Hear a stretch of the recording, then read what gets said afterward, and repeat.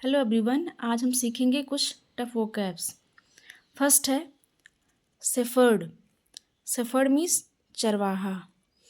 Next है प्रशस। प्रशस means कीमती, बहुमूल्य। नेक्स्ट है स्टंड। स्टंड मीन्स स्तब्ध, हैरान होना। नेक्स्ट है सरेंडर्ड। सरेंडर्ड मीन्स आत्मसमर्पण किया। सरेंडर मीन्स होता है आत्मसमर्पण करना। नेक्स्ट है लिवलीहुड। लिवलीहुड मीन्स जीविका, रोजगार। नेक्स्ट है कंटेंट। कंटेंट मीन्स संतुष्ट, प्रसन्न। नेक्स्ट है पीस। पीस मीन्स शांति। नेक्स्ट है नोटोरियस। नोटोरियस मीन्स कुख्यात। नेक्स्ट है ग्रेज। ग्रेज मीन्स चरना या चराना। नेक्स्ट है हार्डली। हार्डली मीन्स मुश्किल से।